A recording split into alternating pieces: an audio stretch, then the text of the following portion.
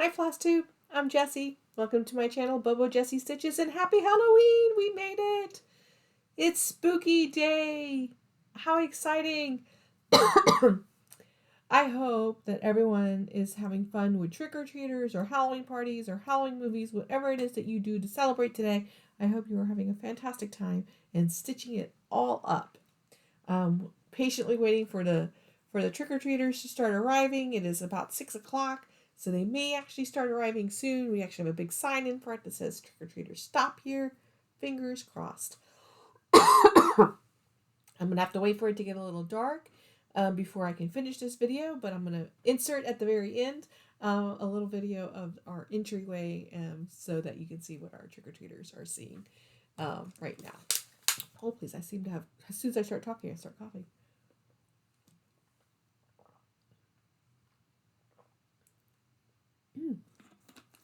Excuse me.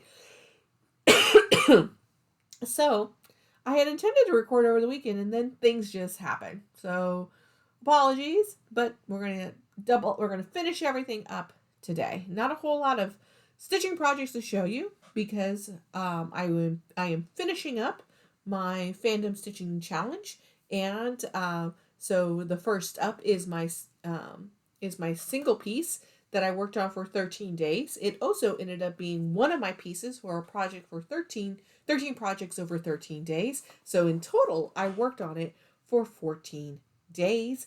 And yeah, I'm starting with the finale. I have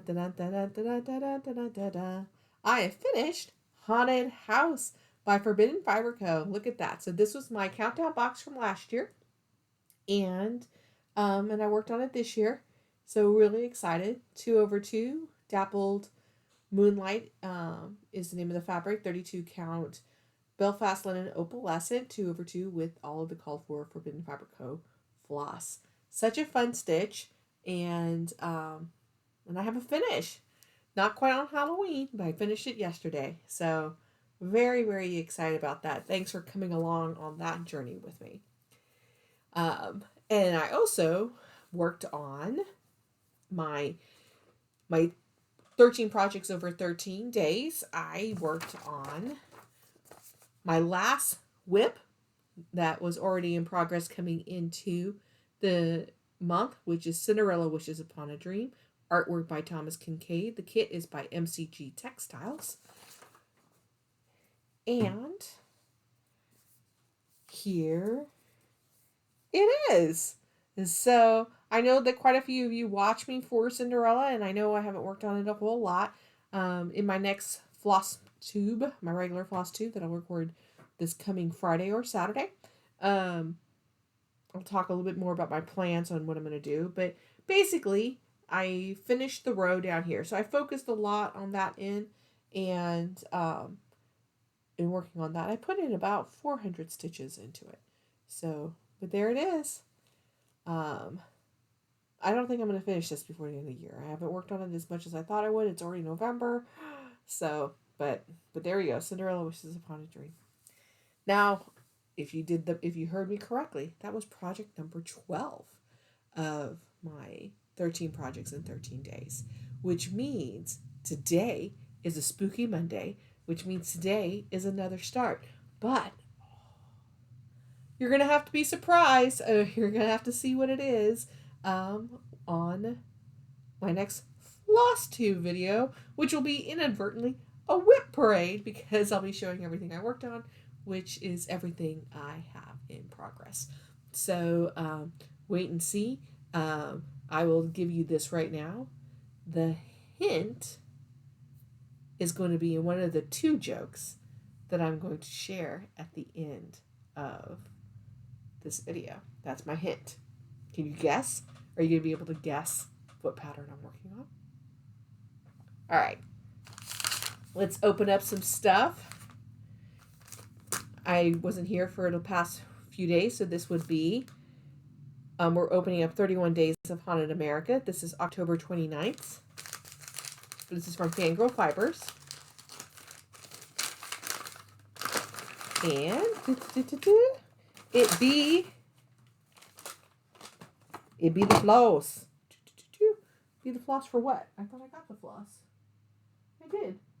I did get the floss for the last pattern. So what's this a floss for? Ooh, in reverse this time around. All right, you ready? We've hit Salem, y'all. Okay, the House of Seven Gables in Salem, Massachusetts. They say that there is no house in Salem more haunted than the Turner Isingall in Ingersoll, better known to many as the House of the Seven Gables. I think there's a movie about this, isn't there? With its Gothic-inspired cross gables and dark as coffee wood clapboards, Turner and Ingersoll's infamous House of the Seven Gables looks like something out of a Hansel and Gretel spin-off. For many years, there have been a number of spirits reported as the Turner Ingersoll mansion. In the famous secret staircase, visitors have witnessed the spirit of a man clambering up and down the stairs. Those who have seen him are quick to link his spectral existence to the Underground Railroad. But the Turner House, even during the 18th and 19th centuries, was never a stop on the Underground Railroad, and those secret steps were not even built until nearly 50 years after the closing of the Civil War. Other reports seeing a phantom boy who enjoys playing in the attic. Throughout the day, his little footsteps can be heard pouncing around upstairs as he giggles and laughs. According to one historian, the attic space once functioned as the servants' quarters for the property. It is possible, then, that the ghostly boy is none other than one of the servants who lived here? It's cut off at the bottom. Has anyone ever been? I've been to Salem, but I don't think I've ever visited the house. So, curious. All right. Next up, October 30th. I'm so sorry. I need to get another water. That's what I need. It'd be a pattern. It's a pattern.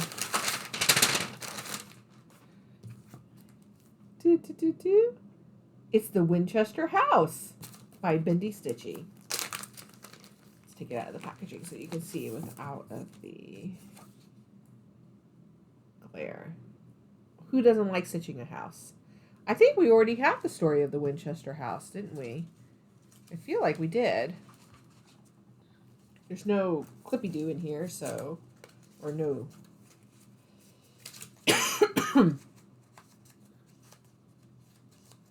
I have most of it here.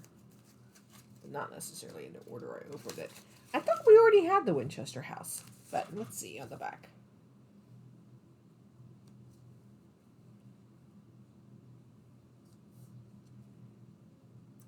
The most haunted house. I feel like, yes. Did we read this? So there you go. There's the pattern from Bendy Stitchy. And then last but not least, for October 31st, I think it's the fabric.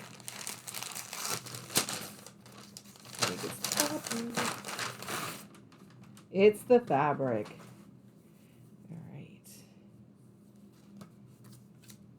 And it's a nice little bluish color. Of course, the fabric is from Pancake Fibers.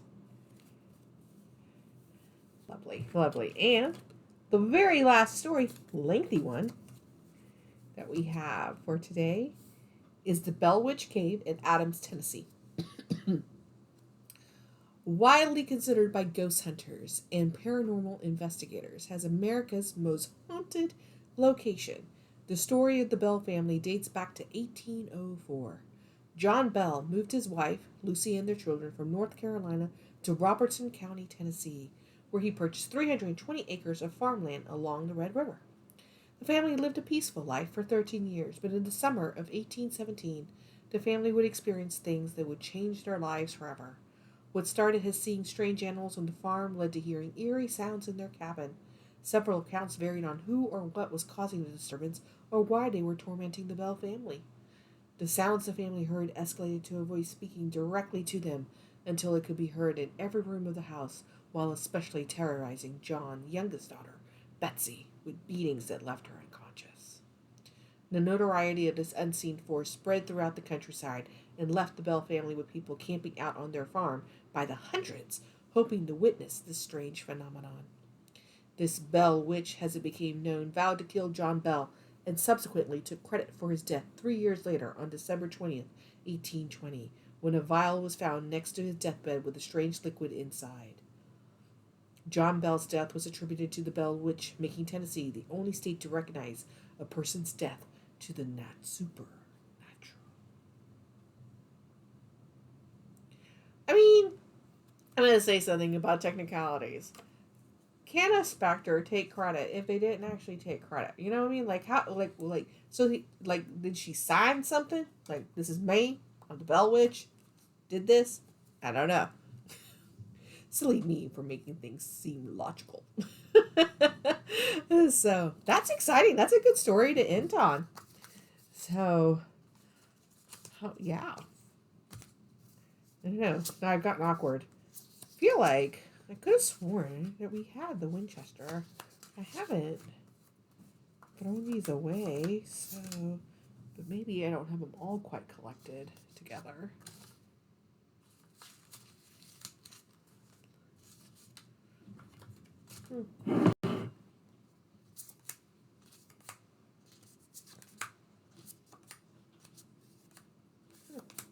Yeah, I don't know where it is. So, all right.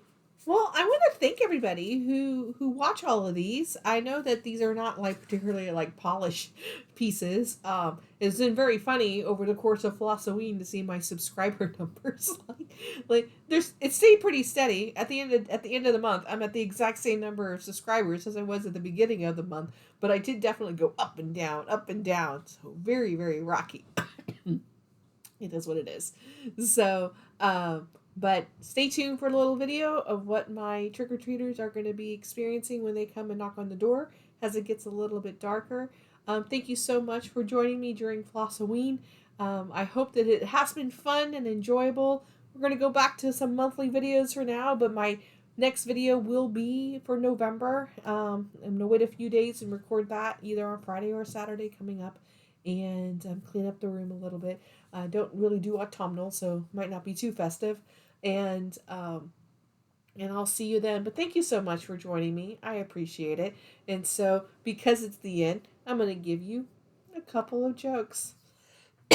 All right. My first one is, what is Baba Yaga's hobby? Crafting birdhouses, of course. And then for my second, I did have a joke about a skeleton, but I was a little worried that you wouldn't find it too humorous. Wherever you are, I hope you're having a stitchy, spooky time. Talk to you soon.